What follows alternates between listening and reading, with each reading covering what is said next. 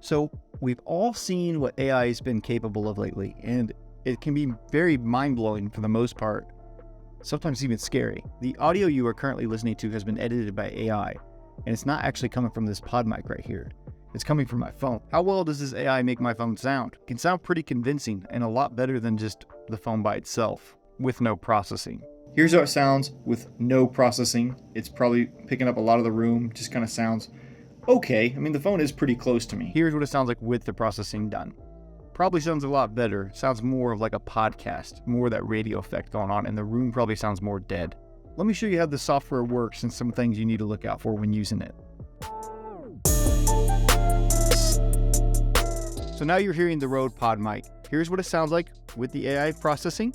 And now here's what it sounds like with nothing but maybe some gain to level out the audio. I've done nothing to the microphone. Here's what it sounds like with nothing done to it. Now switching on the AI. Here's the AI post-processing on the Rode Pod mic. It's a pretty crazy difference, right? So I want to show you guys how to do this, and it's really simple.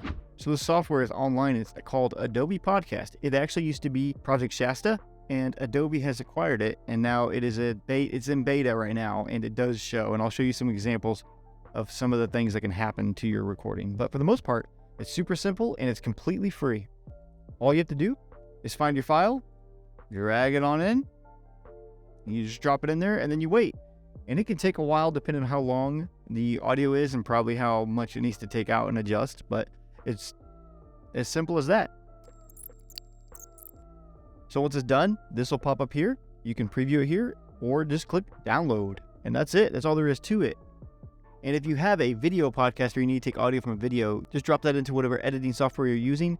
Export an MP3 or WAV file. I recommend to export a WAV file and upload it to keep the highest quality.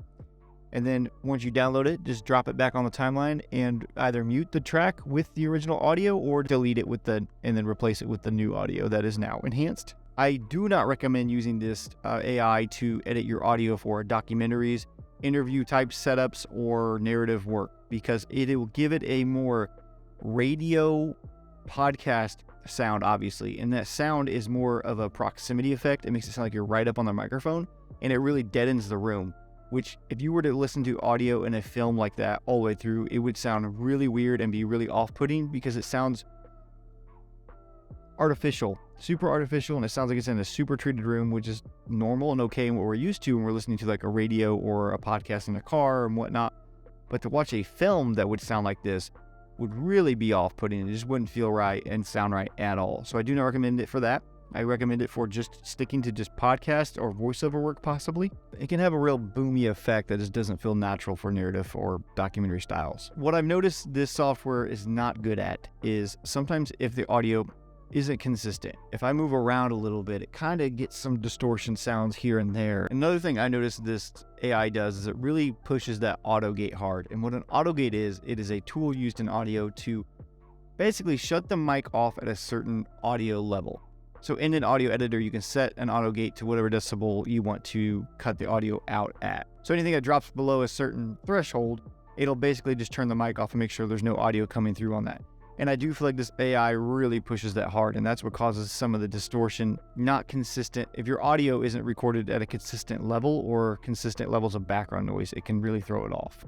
Another example of audio here, I was using a lavalier in a real echoey garage. I decided to try the AI on that, and it really wasn't working well in anything that wasn't consistent. So I think, again, the best time to use this kind of AI is where you're sitting in front of a microphone and there's not a lot changing. If there's background noise like a hum or a fan, it probably will have no problem taking that out. That seems to be the case.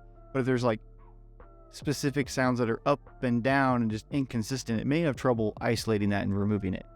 But I didn't feel like setting up a boom in here either. But when I seen the way they were doing it, I thought I'd give it a try. So what this actually is doing is just blasting up toward the back of me, and it is, but I didn't feel like setting up a boom in here either. But when I seen the way they were doing it, I thought I'd give it a try. So what this actually is doing is just blasting up toward the back of me, and it is. But another example I had where I was doing a separate video, I decided to throw the audio through the AI.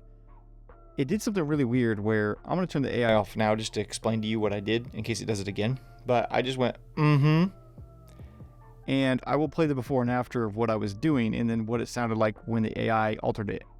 I just can't hear myself like this, so I gotta be careful. I just can't hear myself like this, so I gotta be careful.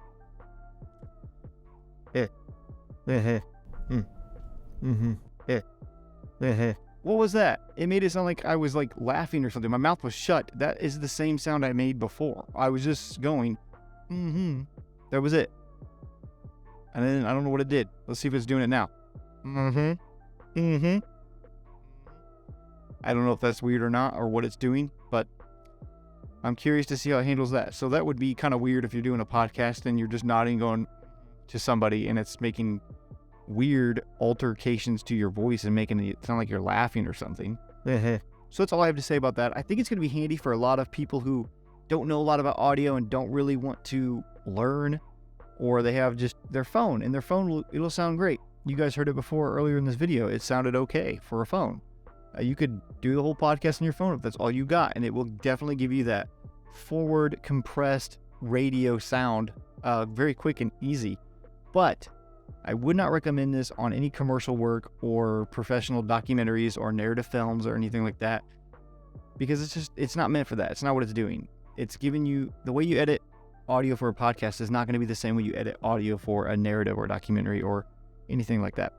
So I do recommend it for people who would be doing something like this, where you're sitting in front of the microphone and just talking, but I would double check your audio to make sure there's nothing weird going on throughout that. And thing is too, downfall to this is if there is something weird going on with it, you can't really go back and change it. The AI does it all for you. There's no tweaks or anything you can do really. But I think this will be useful to a lot of people, and it's only going to get better from here. It's crazy how far AI is coming. Soon, AI is going to be editing videos for us. There's already software out there that auto cuts footage for you, which is insane. That's it for this one. Let me know what you guys think, and let me know if you guys are using this AI software, and if you are you liking it or are you not? And how do you feel about AI? Do you trust it doing all these things for us creatively? I'm curious of people who aren't creative, if they are really excited and looking forward to using AI. Me personally, I like the creative control, and I don't like the idea of AI doing it all for me, but that's just me. Well, I'll see you guys in the next one.